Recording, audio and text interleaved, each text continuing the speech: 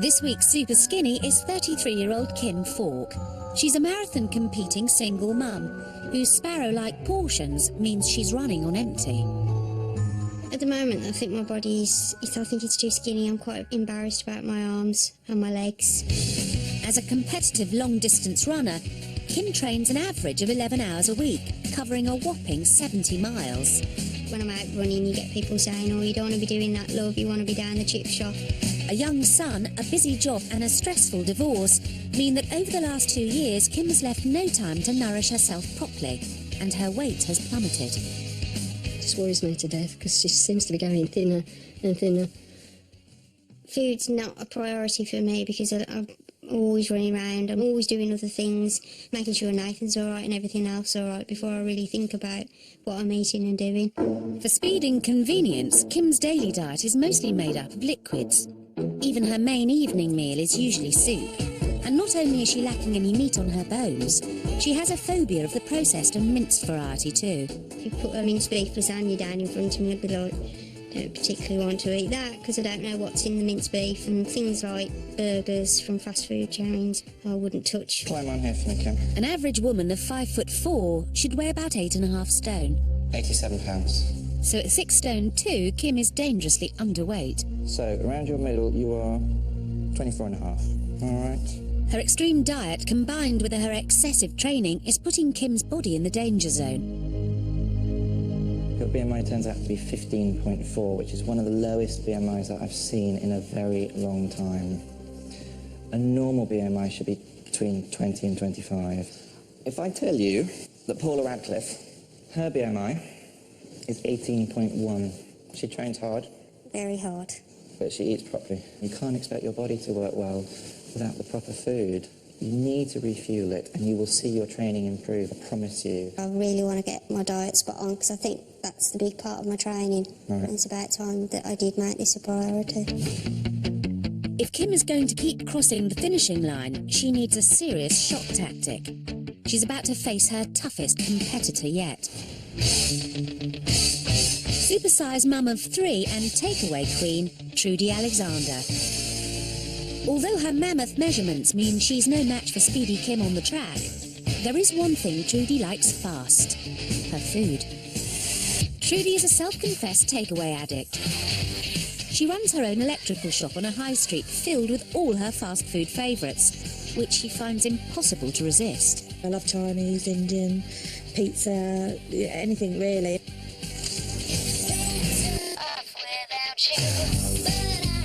All right, I make you 59 inches. But Trudy's love affair with high-fat food is finally taking its toll. 330 pounds. That's a lot. At 23.5 stone, she's at her biggest ever.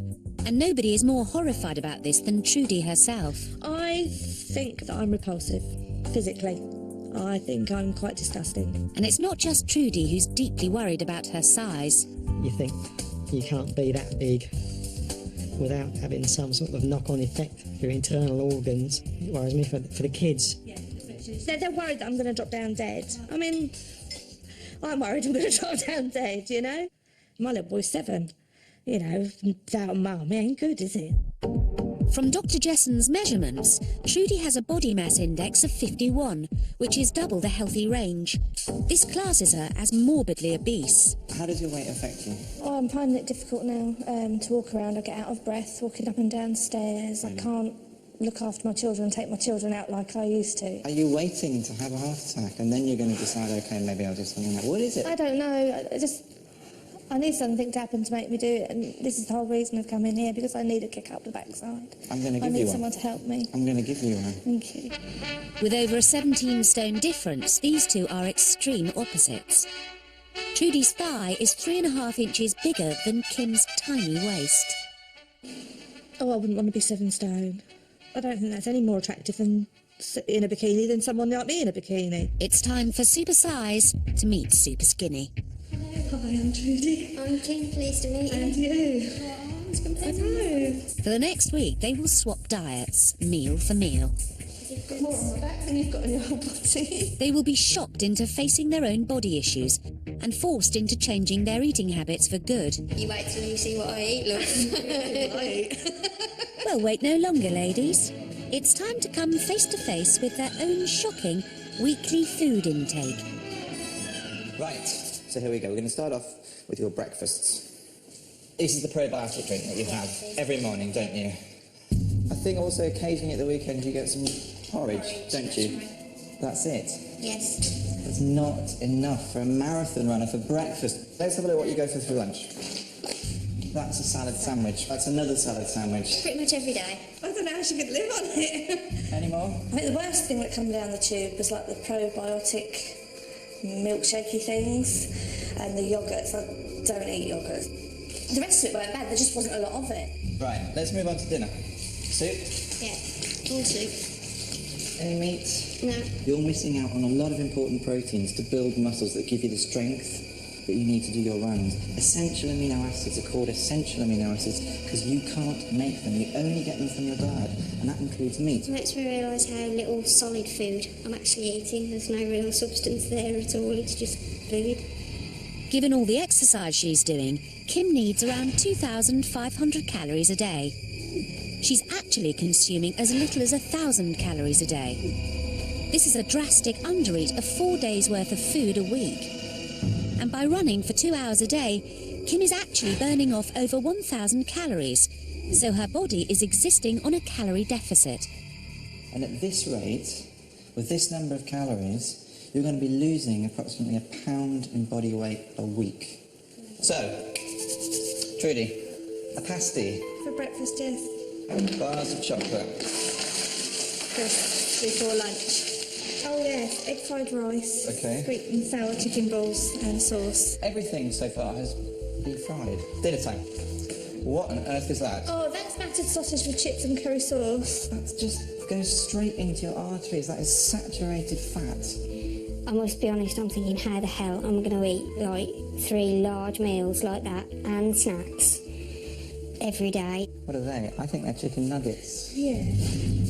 The average woman needs 2,000 calories a day. Trudy is packing in a whopping 3,000. This is an overeat of 3.5 days' worth of food every week. You get to double your daily allowance of salt. Salt gives you high blood pressure. High blood pressure gives you heart failure and heart attacks. All right? That means swollen ankles and shortness of breath. Do you get swollen ankles? You get short of breath. You get through double your daily allowance of fat. Double your daily allowance, not just a little bit more. It's not good, is it? And we haven't finished. No, you haven't? There's more, because the eating goes on at night, doesn't it? Yep. What are you thinking? I don't know, I'm still alive. It was disgusting. Dieting. We've all been there. The cravings, the hunger pangs, the longing for that one food you just can't have. And then comes the failure.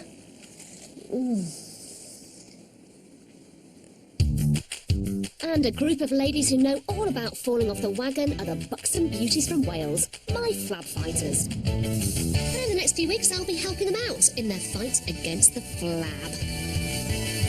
But the twist is they can still eat the good stuff. So far they've been vacuuming to burn off chocolate, but has all that hard work paid off? Let's see if they've been shedding the pounds with the weekly weigh-in. I've lost 3 pounds. I've lost 2. I've lost the pound. Oh, I've lost half a stone. Stay the same. I put on 4. I lost me back. Well done, girls. After just 1 week, they have lost a grand total of 1 stone, 3 pounds between them. But the battle of the bulge continues, and reason number 2 to fall off the diet wagon is cheese. I love cheese. I'll eat cheese on pizzas. I'll eat cheese in tomato sandwiches. I'll eat cheese on toast. Just love cheese. But there's a price to pay for chewing on cheddar. So, because because of your love of cheese, our exercise for today is that we are going to be gorging on cheddar, basically, in Cheddar Gorge. To burn off 150 grams of Tracy's favourite cheese, my fat-biting fillies will be hiking for 1 hour and 20 minutes around Britain's largest gorge. And waiting for them at the top is a tempting cheese-tastic treat. So, will they bank or binge?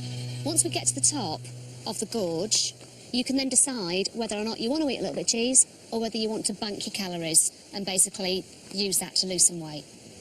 All right? You're not looking very happy about that, are you? And it's a whopping 655 calories which they'll be burning. It's raining girls, but it's not raining men. Okay, not yet. It's a tough climb through forestry, rough terrain and actual cliff face, all for a 150-gram piece. That's about 6 ounces of cheese. I feel like a giant condom. You look like that. Hey up, Trace. Never seen you move so fast. Are you after that cheese or what? Yeah. Oh, blimey. Smell it. Look. If you are partial to a chunk of cheese, then weigh it up before you pack it in. For a 150-gram slab of Edam, you'll be hiking for around 1 hour. A sneaky slice of Stilton will cost you around a 1 hour, 10-minute hike. And for Tracy's favourite cheddar cheese, you will be hiking for about 1 hour and 20 minutes. Come on, Jackie. Are you on a still, Trace? I don't like cheese! 655 calories, ladies. But after all that climbing, what will the girls choose to do? Bank their calories or binge on cheddar? Check it out, we've reached the top. This is your reward, okay? We have done around 655 calories, and especially in this wind and this rain, it's been quite hard work. So, grab one each. This is what you can reward yourselves with if you want to. Or you can bank your calories. So who's up for a gorge on Cheddar Gorge? Who wants them? Me. Oh, no, you don't. Who has a little bit? No, I don't have no more. You never who doesn't want to have it? Me. Who wants to bank the calories? Me. Yeah? Hey, up. You've had a little nibble of yours, haven't you? This is really good. You're all wanting to bank your calories. Tracy, you have done a hard hike. I know. So you just have a little nibble on that. Look, you can have your cake and eat it, or have your cheese and eat it. You can gorge on it. All right, half, that's fine, but then you're still banking 300 calories. Guilt, I love it. Well done. Next time I look at a block of cheese, I'm just going to think twice. I'm going to think to myself, there's no way that I'm going to eat that cheese because I'm not going to hike like a walk like I did today. No way.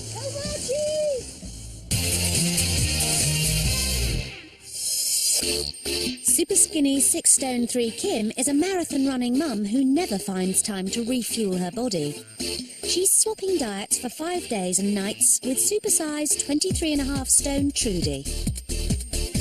It's the first night in the feeding clinic.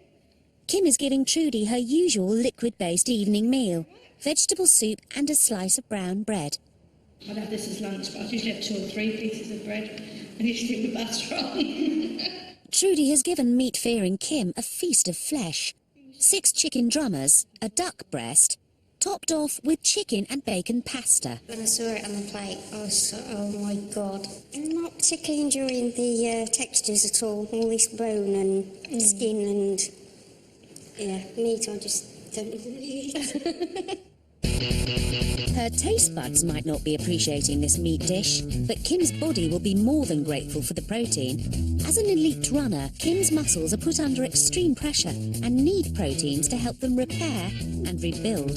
The essential amino acids found in protein-rich foods like meat and fish are needed for the body's central nervous system, immune system and brain function.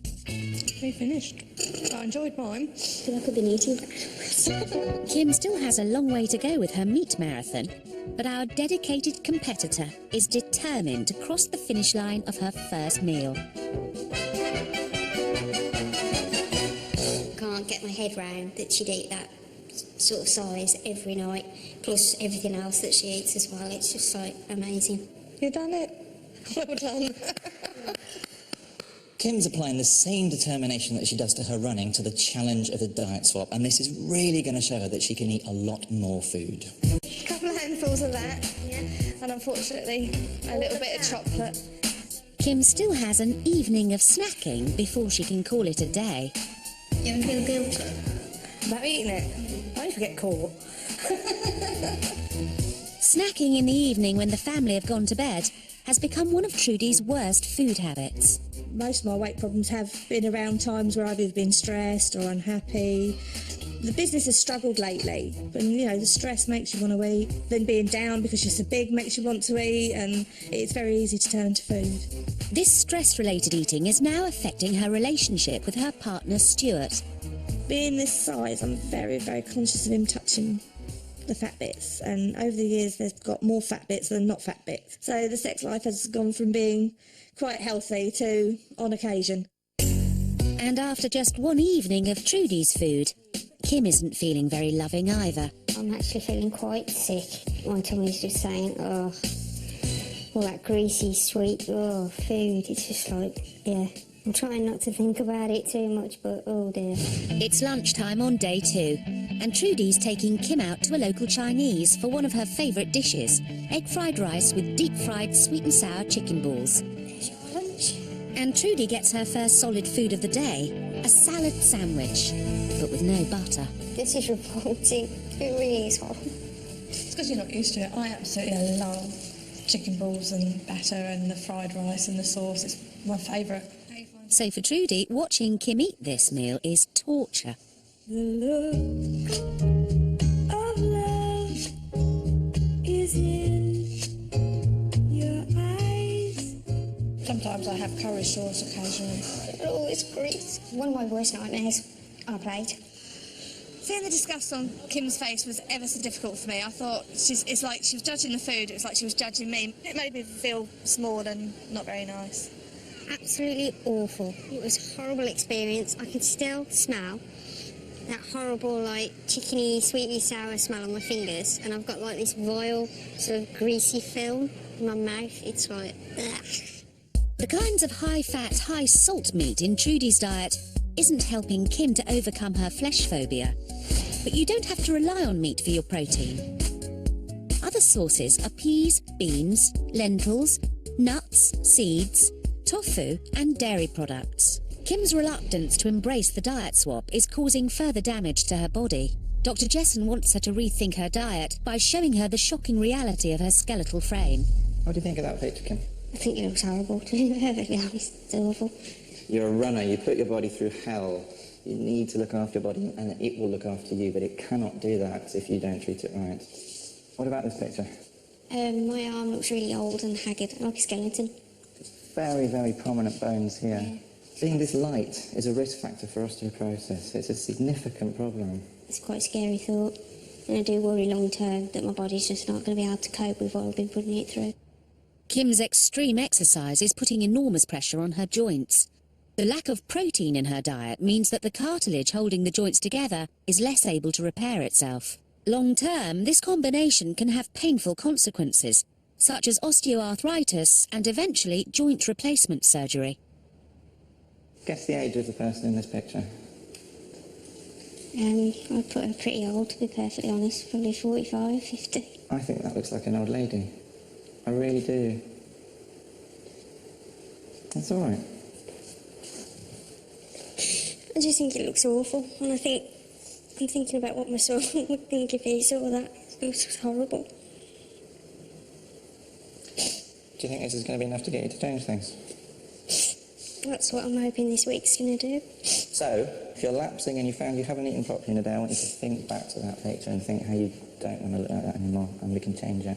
Kim has a family to look after, but if she continues to abuse her body in this way, then she's at risk from arthritis and brittle bones, and that's going to make her struggle to be the mother that she so wants to be. It's dinner time, and Kim is faced with one of her dreaded food phobias, minced beef in the form of spag bol. I just feel like after lunch how you could honestly feel you need to eat all this food. Kim's had a marathon day of food, but urged on by Dr. Jessen's words of warning, this competitor will not be beaten. Trudy, meanwhile, is falling at the first hurdle as she picks at her prawns. Sorry, I can't eat the fish. There's no way I'm eating prawns like that. It's not fair. No, it's fair that you've not even attempted to. I did. I tried a prawn and a scallop, and unless you want me to be sick on the plate, I don't do seafood anyway. I can't force you, but I'm here to eat your diet. And and to learn. And if I'm not going to do that, no point me being here. I won't. Oh, it's your call. But at the end of the day, I mean, I went to bed last night feeling really physically sick. And I felt ill in the night too. At the end of the day, I'm not here to make myself ill. I'm here to make myself better. And I won't eat it at home and I won't eat it here. I don't like processed meat at all, but at the end of the day, I'm giving it a go. She didn't even seem to want to give it a go, so a bit let down, a bit disillusioned. Trudy's determination to change her eating habits is already under threat, so it's time for a big wake-up call. I've brought you here because I want to really hammer home the importance of why you need to change your diet. It will only be detrimental for your health. So I want you to meet someone today who's really reached the end of the road. And this is going to shock you now into never going back to your old ways. Okay? Come with me. And shocks don't come much bigger than morbidly obese Lisa Wheeler. She's 5'3" and weighs in at 26 stone. She's virtually housebound and needs help with the most basic daily tasks. As a result of her weight, she suffers from diabetes, high blood pressure, deep vein thrombosis, sciatica and edema in her legs. By bringing Trudy to spend the morning with Lisa, Dr. Jessen hopes to open Trudy's eyes to the true horrors of life at this size.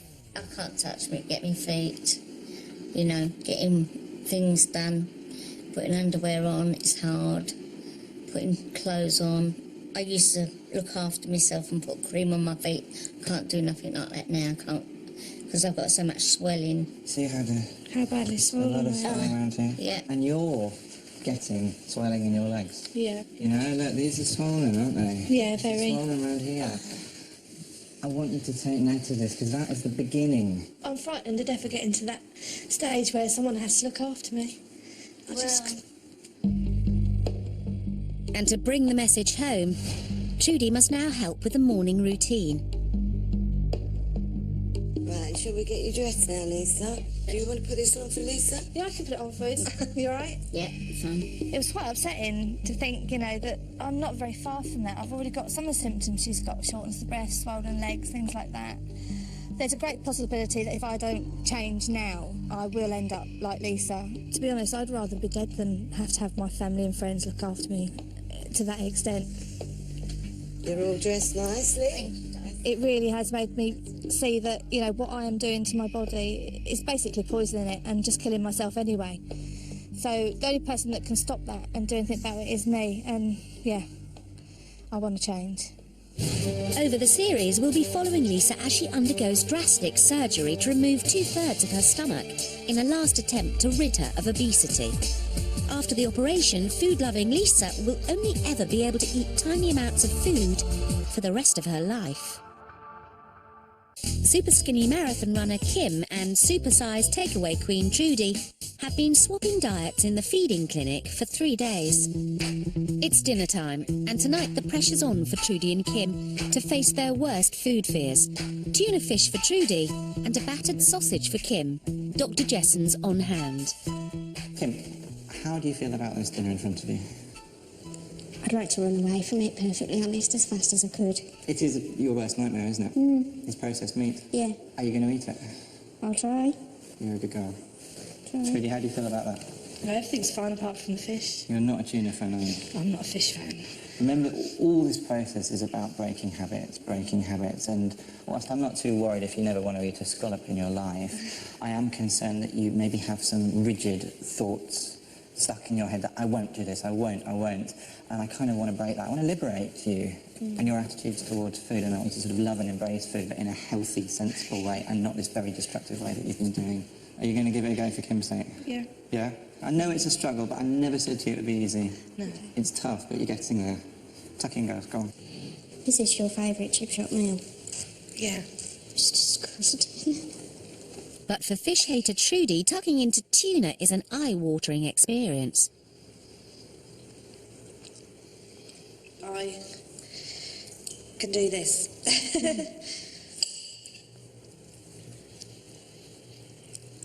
Just need to compose myself. I dare say you feel the same. You just, I was always going to eat it because I let Kim down the other day, and I didn't want to let her down again because she's done so well, you know, and some of the stuff that she's had to shovel into her is disgusting. Although I wouldn't eat the quantity that Trudy eats, and I certainly wouldn't eat the types of food that Trudy eats, it's making me more aware that the portions that I eat are far too small for what I'm doing. I hope it makes up for last night. Because I've shocked myself at the amount of food I've managed to put away, because I thought I'd never be able to do it, to be perfectly honest.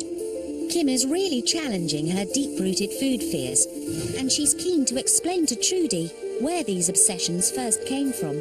I just turned 18 on this photo, and really confident, happy with my body.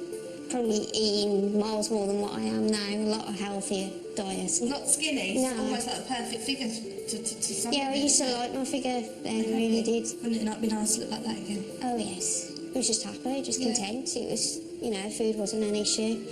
I wasn't emotionally upset or stressed or anything, so...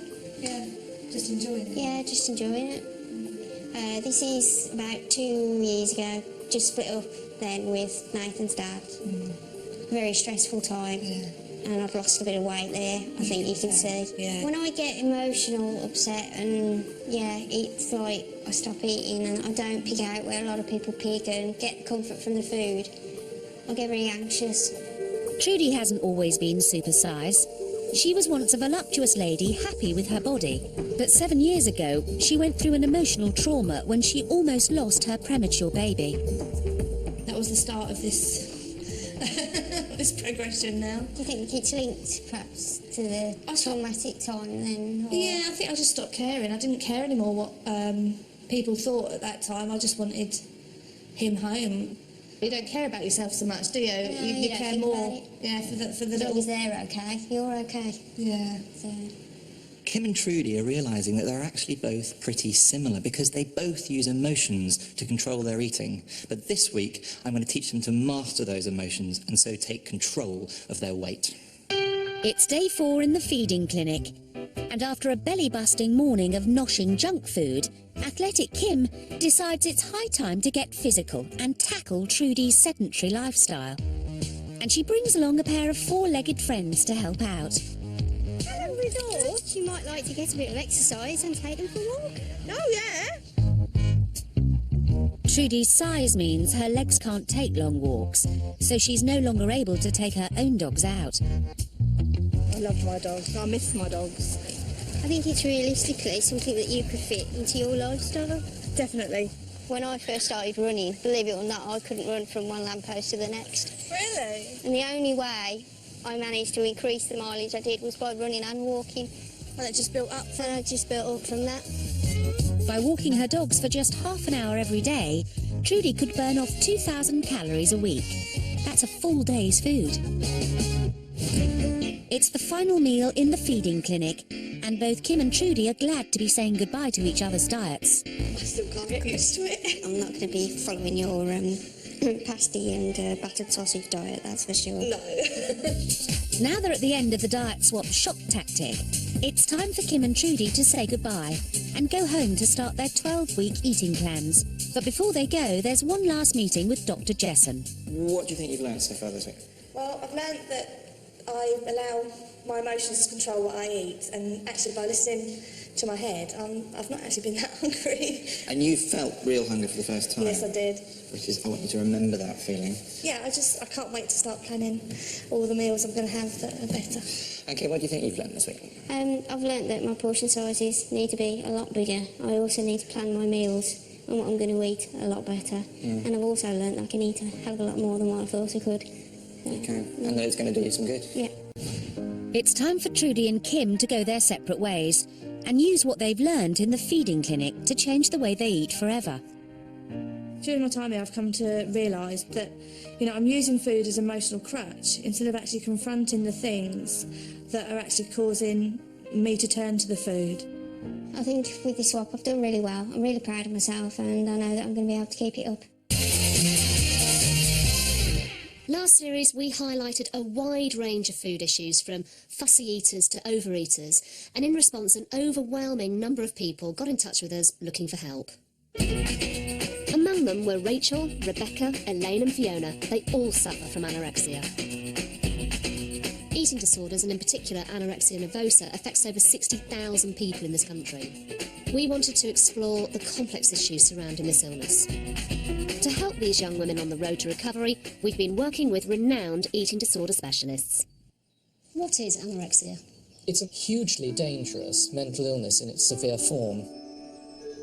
Almost 1 in 10 of them will, in the longer term, die. So what are the physical effects of anorexia?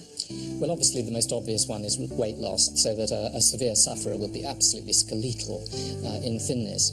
I think that most of us, or most women, can certainly identify with being on a diet. So at what point does dieting become not normal behaviour and slipping into anorexia? I suppose that the crucial issue with it, really, is when it takes off so that you're predominantly thinking about that all the time. You're descending into a world which is dominated by issues to do with body weight and eating behaviour. Part of their therapy is to talk about their body image and how they control their weight. Only by confronting these issues can they start to move on. Rachel is aged 21, 5'3", and weighs just 5 stone 12.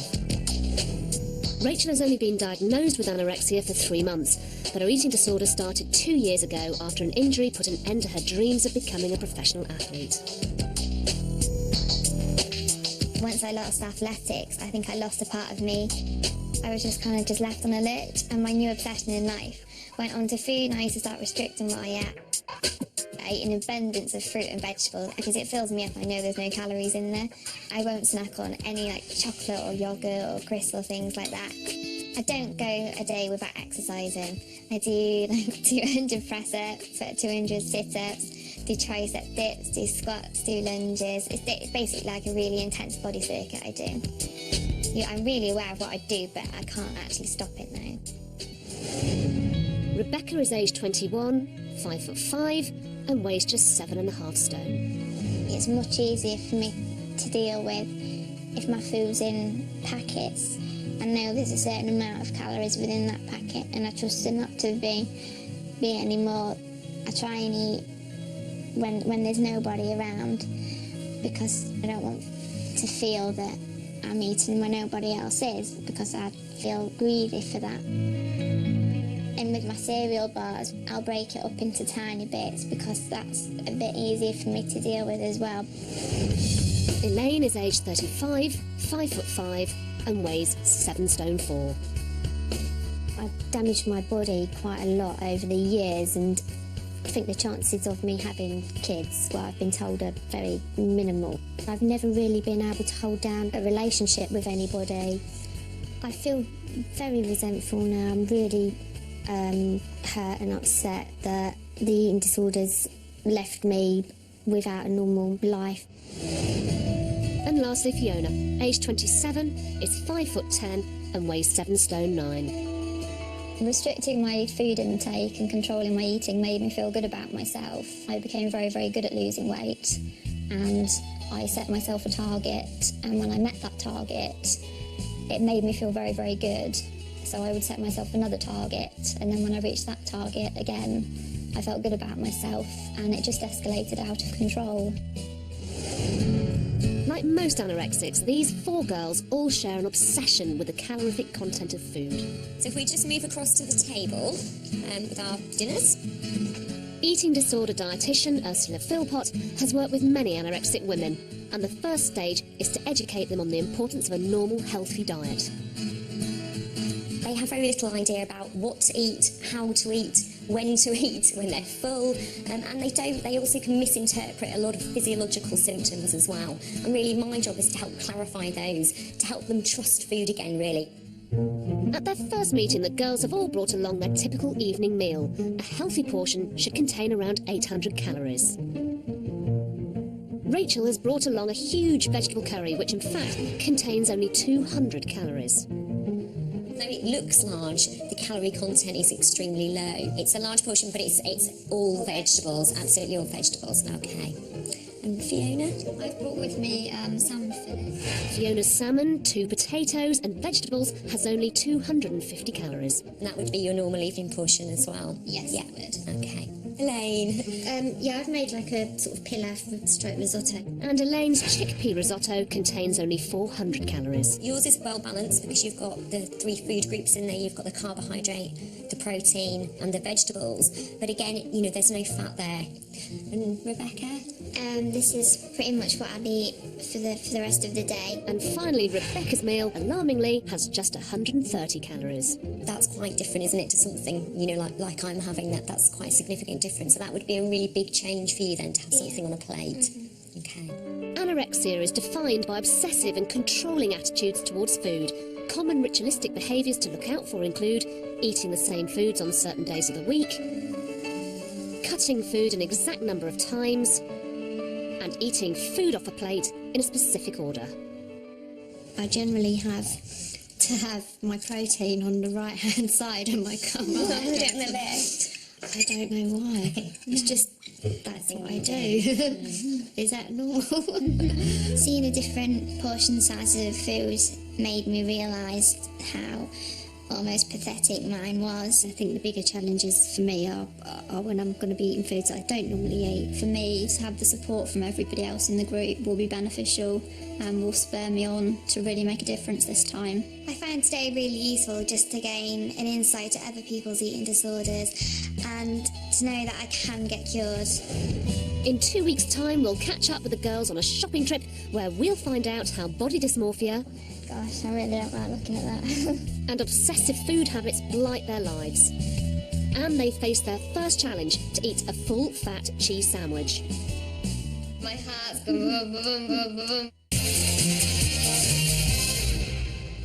It's been 6 weeks since Supersize Trudy and Superskinny Kim left the feeding clinic with their tailor-made eating plans. Kim's is designed to help her gain about £1 a week. She's increased her daily calorie intake from a paltry 1,000 to 2,900. She's more than doubling her carbohydrate intake to provide essential energy for her running. And she's introduced more protein-rich foods to encourage muscle repair. And with a good solid breakfast to start off every day, she's no longer running on empty. Meanwhile, Trudy is cutting her current 3,000 calories a day to 1,900. She's waved goodbye to takeaway lunches and replaced them with home-cooked healthy meals, which she can take to work with her. Now she's learned that she can survive on much less food, she's also slashing her portion sizes. And she's getting off the sofa to walk her dogs. Still to come, it's the moment of truth as Supersize and Superskinny meet up for their final weigh-in. It's been 3 months since Kim and Trudy left the feeding clinic with their tailor-made eating plans. Today they're back, and it's time to find out if their new diets have made any difference on the scales. I'm actually feeling quite nervous about finding out how much I've put on and how my measurements have changed, because with all the marathon training that I've been doing, I've been finding it quite tough to actually put on the weight. I just seem to be eating and eating and eating. A bit nervous about getting my weight results today. At the beginning I lost quite a lot of weight and it sort of plateaued off a bit, so I really don't know how much I weigh at the moment. It'll be interesting to find out. 12 weeks ago, Kim was a miniature marathon runner, weighing just 6 stone 2, whose tiny portions and mostly liquid diet meant she was running on empty. She spent 5 days in the feeding clinic, swapping meals with Supersize takeaway addict Trudy. It is revolting. It really is horrible. Competitive Kim gave it her all and polished off every last morsel of the kinds of processed foods she absolutely despised. Nothing would beat her in her race to flesh out her fragile frame. She came face to face with the severe damage that her poor diet and extreme training regime was doing to her skeletal body, and reality hit. I did find it quite upsetting looking at the photos and seeing just exactly how skinny I looked. But that's been quite a driving force for me, and I'm hoping that people can actually see the changes that I've made. But has it all been enough? It's time for Kim and Trudy to find out if it's all been worth it. Come and meet. You're amazing. I love your dress. Well, lovely. She said she couldn't wait to meet you again. No, they look fantastic. Fuller in the face, the cheekbones was back, you know, because you were really quite sunken. Yeah. And all across the top half, you just look better. You look really beautiful. How do you think Trudy looks? She looks absolutely fabulous, she really does. I feel better, a lot better. You look great. How's your running? It's been going really well. I've been setting personal bests. I'm now ranked 9th in the UK for the marathon. But my endurance, my speed, even my recovery rates have improved. Because I said that she would improve her performance, improve her recovery time, beat personal records, and she has. And not only that, you have also managed to put on weight. You have put on 4 pounds on top of all that. And are you enjoying food now? Yes, I am. I'm enjoying the food. I'm cooking chilies and curries at home. So there's been quite a few big changes, but it's been good. Excellent. Yeah. Trudy, have you had a battered sausage since being here? No. Really? Not even been near a fish and chip shop. I'm delighted. I haven't had a takeaway meal since the dart swap. Well, again, I have to say I'm pretty chuffed with you too. Because you have gone and managed to lose over 1.5 stones. And you've lost 7 inches around your waist. Really? I didn't think I'd lost anything there whatsoever. 7 inches.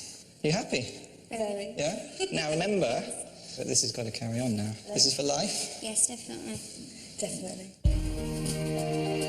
My big concern with Kim was that here is a woman training to a professional level for a marathon. How on earth was I going to get her to put on any weight? But I'm really pleased to say that she has put on 4 pounds and she's really improved her training. Her recovery time's better and her speeds are now improved. Today I feel really pleased with the results. I was quite surprised. Obviously, putting on the 2 inches around the waist, I was quite pleased with that. I think I'll definitely be sticking to the diet plan because it's made such an improvement in my running, in my home life and to my confidence as well. I'm hoping to put a bit more weight on and keep improving with the running too. The two seem to be working very well together. So, yeah, this is just a stepping stone to keep going forwards. Since Trudy's ditched the takeaway, she is looking healthier and she's feeling so much better. She is actually losing weight and she's got much, much, much higher energy levels. It's doing her the world of good.